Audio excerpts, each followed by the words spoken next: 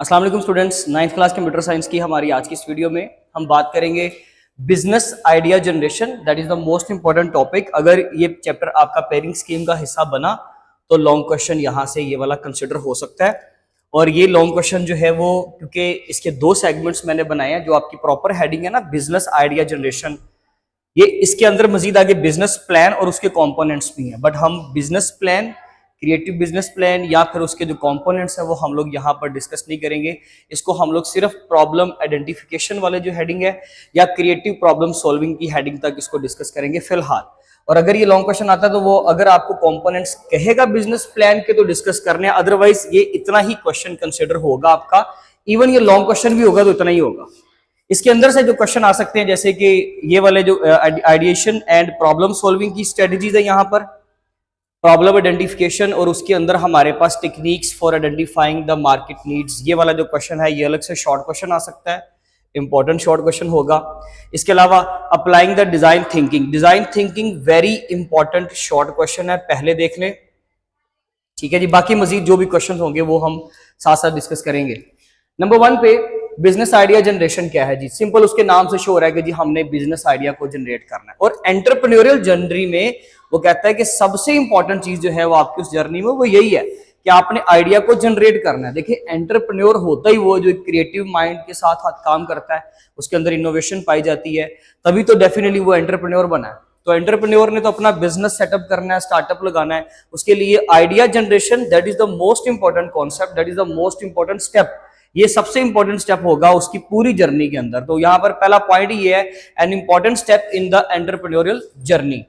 It explore techniques for ideation, यानी कि इसके अंदर क्या क्या आएगा, यानी कि बेसिकली बिजनेस आइडिया जनरेशन में 2-3 स्टेप्स हमारे पास। एक तो हमने आइडिएशन यानी कि नजरिया, जो चीज के बारे में आपने थिंकिंग करनी है, जो चीज के बारे में आपने एक आइडिया देना है जी, ठीक है वो तो हम देंगे, बट एक्चुअली डेफिनेटली उससे पहले कोई प्रॉब्लम भी तो होगी ना।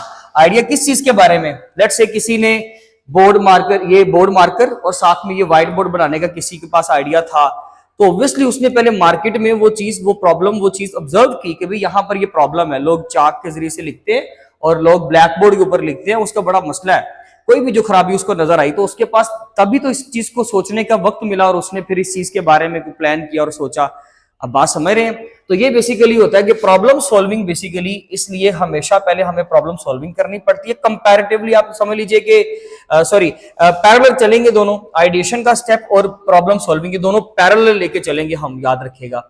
Focusing on identifying the market needs and applying creative problem solving strategies, यानी कि हम लोग किस चीज के ऊपर फोकस करेंगे, अपना आइडेंटिफाई करेंगे मार्केट नीड्स को, एंड देन हम कोई भी क्रिएटिव प्रॉब्लम सॉल्विंग उसके ऊपर। अभी इसके बारे में हम इसकी डेफिनेशन पढ़ते हैं कि क्रिएटिव प्रॉब्लम सॉल्विंग क्या होता है, यहां से मार्क करवा देता हूं, ये अलग से शॉर्ट क्वेश्चन है। क्रिएटिव प्रॉब्लम सॉल्विंग और उसके बाद applying the design thinking, and the design thinking के जितने भी कंपोनेंट्स हमारे पास वो सारे आपके पास ये लॉन्ग क्वेश्चन है, ठीक है जी, शॉर्ट सॉरी।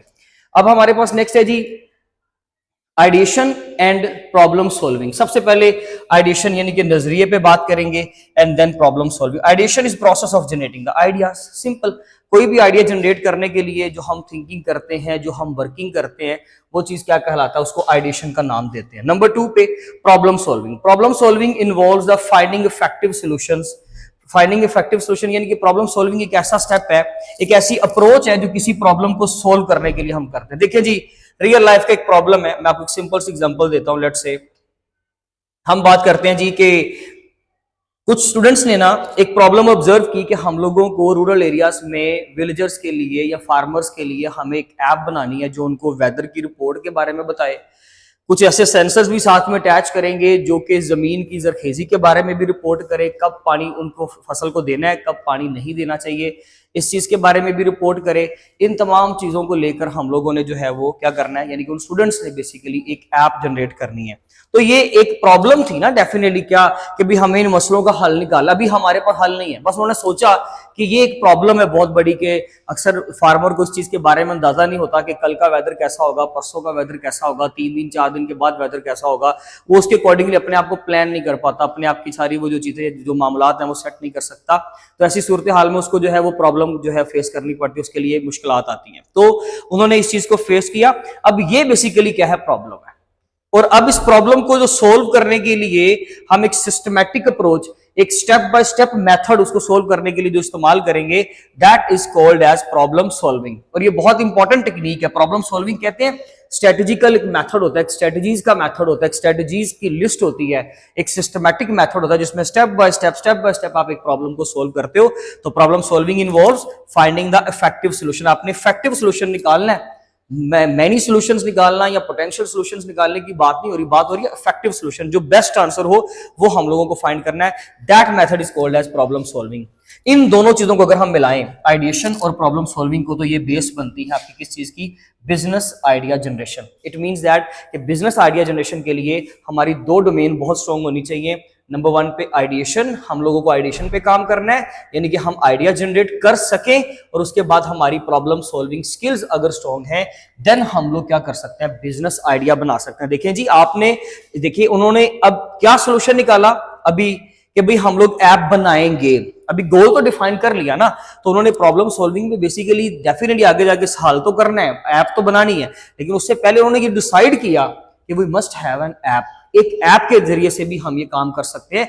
डेफिनेटली बहुत सारी ऐप्स हैं, जैसे हम लोगों ने वो जो है वो जिम्नास्टिक की ऐप्स इंस्टॉल की होती हैं, वो अपने डेली जो लोग वॉकिंग स्टेप्स काउंट करवाते हैं उसकी ऐप्स इंस्टॉल की होती हैं।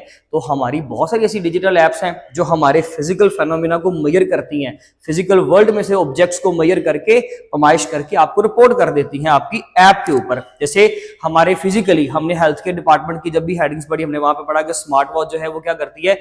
फिजिकल फेनोमेना ना, आपका फिजिकली बॉडी के अंदर से आपकी हार्ट पल्स को, पल्स की रेट को मेजर करके वो आपको रिपोर्ट कर रही होती है ऐप। तो उसका मतलब ये कि आपने अपनी डिजिटल उस एप्लीकेशन को, उस डिजिटल डिवाइस को अपने फिजिकली बॉडी के साथ अटैच कर लिया। तो ऑब्वियसली फिर सेंसर्स के जरिए से, कैमरा के जरिए से आपकी सेल्फ ड्राइविंग कार भी चलती है। तो इसका मतलब ये हुआ कि हम क्या कर सकते हैं? ऐसी ऐप डिजाइन कर सकते हैं। तो उन्होंने इस नतीजे पर पहुंचे ना, तो ये बेसिकली प्रॉब्लम सॉल्विंग था। उनके पास एक आइडिया आया, उन्होंने प्रॉब्लम सॉल्विंग की, और देन उसके क्या करेंगे? ये ऐप बनाना। डेफिनेटली ये एक बिजनेस है भाई, ऐप बना लिया तो मतलब कि बिजनेस शुरू हो गया उनका। वो ऐप बहुत सारी जगहों पर उसको सेल करके बिजनेस कर सकते हैं ना, प्रॉफिट अर्न कर सकते हैं। नेक्स्ट हमारे पास प्रॉब्लम आइडेंटिफिकेशन, यानी कि प्रॉब्लम आइडेंटिफाई कैसे करें। उसके लिए चंद एक स्टेप्स हैं, वो जैसे कि अंडरस्टैंडिंग व्हाट पीपल नीड और वांट, यानी कि लोगों को क्या चाहिए, लोगों की क्या जरूरत है, इस चीज को जस्ट आपने जांचना है। और वो कैसे करेंगे? उसके लिए कुछ मेथड्स हैं कि techniques for identifying the market needs. बहुत सारी टेक्निक्स हैं, तो देखें ना, आप ऑब्जर्व भी कर सकते हो, जैसे कि हमने यहाँ पर वो भी पढ़ना है जी। एक ऑब्जर्वेशन है, ये नंबर 3 पे है, वैसे ये नंबर 1 पे है और ये नंबर 2 पे है। इसके 3 मेथड होंगे। मैंने हेडिंग जो है वर्टिकल फॉर्म में नहीं लिखी जगह की वजह से। तो पहले नंबर पे है जी सर्वे एंड क्वेश्चनर्स। आप लोगों को फिजिकली जाकर पूछ लें। अगर आप फार्मर्स के लिए वो काम करना चाहते हो तो आप विलेज में जाएं, एक गांव में जाएं, वहां पे जाके ये सर्वे कर लें।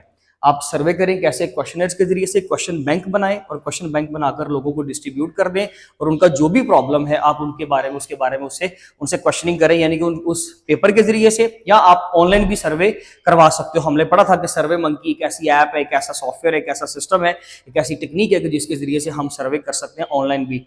तो वो देख लें कि जिस तरह की प्रॉब्लम पे भी आप काम कर रहे हो, आप सर्वे करें और क्वेश्चनर्स के जरिए से लोगों से सवाल करके, या फिजिकली लोगों को विजिट करके उनसे सवाल करके पूछें कि उनकी प्रॉब्लम क्या है। नंबर 2 पे मार्केट सर्च करें, मार्केट के ट्रेंड्स देखें कि मार्केट में क्या चल रहा है, मार्केट को एनालाइज करें कि कौन सी चीज के ऊपर आप लोगों को काम करना चाहिए, किस चीज की कमी है मार्केट में, ये कौन सी चीज लोग बहुत ज्यादा लाइक कर रहे हैं और मैं थोड़ा सा इसको अपग्रेड करके पेश कर दूं, मैं थोड़ा सा इसको चेंज करके लोगों के सामने इसको जो है वो यहाँ पर रिप्रेजेंट कर दूं। तो उस तरीके से हम मार्केट का सर्च करते हैं। नंबर 3 पे एक तीसरा तरीका होता है लोगों की जरूरतों के बारे में जानने का, ऑब्जर्वेशन। सिर्फ खड़े रहो और सुकून से जांच पड़ताल करो कि लोगों की जरूरत क्या है। यानी कि आपको किसी के पास जाने की जरूरत नहीं है, बस एक मार्केट में जाएं, देखें, हॉस्पिटल में जाएं, वहां देखें, लैब में जाएं, वहां देखें, अपने स्कूल या कॉलेज यूनिवर्सिटी में जाएं और वहां पे देखें कि स्टूडेंट्स को किस चीज की जरूरत है, किस तरीके से स्टूडेंट्स को हम लोग जो है वो असिस्ट कर सकते हैं। कोई भी ई लर्निंग की ऐप बनाकर, कोई नया मॉड्यूल बनाकर, इस तरीके से हम लोगों ने इन 3 मेथड्स के जरिए से, और भी डेफिनेटली हमारे पास बहुत सारे मेथड है, बट ये 3 प्राइमरी मेथड है कि जिनके जरिए से आप मार्केट की नीड को जान सकते हो। इसके बाद आता है creative problem solving. Creative problem solving, देखिए जी, प्रॉब्लम सॉल्विंग तो हो गया प्रॉब्लम का हल निकालना। एक इनोवेशन स्ट्रेटजी के साथ, इनोवेशन के साथ, क्रिएटिव माइंड के साथ जब आप किसी प्रॉब्लम का हल निकालते हो, that is called as creative problem solving.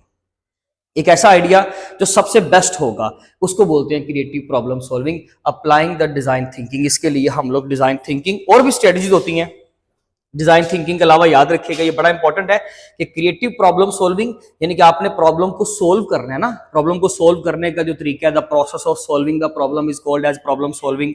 तो क्रिएटिव प्रॉब्लम सॉल्विंग के लिए डिजाइन थिंकिंग भी है। इसके अलावा हमारे पास एक बड़ा इंपॉर्टेंट मेथड होता है, लेकिन ये हमारे सिलेबस में ज्यादा एक्सप्लेन नहीं है, बस डेफिनेशन की हद तक है, ब्रेनस्टॉर्मिंग। इसके अलावा माइंड मैपिंग होता है, और भी बहुत सारे मिल जाएंगे आपको, लेकिन ये जो हमारे सिलेबस में है वो सिर्फ एक ही एक्सप्लेन किया उन्होंने, डिजाइन थिंकिंग। उन्होंने कहा जी देखें प्रॉब्लम सोल्व करनी है ना, तो प्रॉब्लम सोल्व करने के लिए ये चंद उसके एस्पेक्ट्स हैं जो कि आप लोगों को लाजमी तौर पर नोट करने, इनके ऊपर काम करना है। नंबर 1 पे सबसे पहले एम्पथाइजिंग, यानी कि सबसे पहले नीड जाननी है, लोगों की जरूरत क्या है, लोगों को क्या चीज चाहिए, एंड देन लोगों को जो चीज चाहिए उसको रिप्रेजेंट कर सको, उस प्रॉब्लम को डिफाइन कर सको, आप बता सको कि लोगों को ये चाहिए। मैंने एक चीज ऑब्जर्व की कि जी ये मसला मैंने किया कि जी फार्मर्स को ना इस चीज में बड़ी प्रॉब्लम आती है, लेकिन उस चीज को मैं एक्सप्रेस ही नहीं कर पा रहा।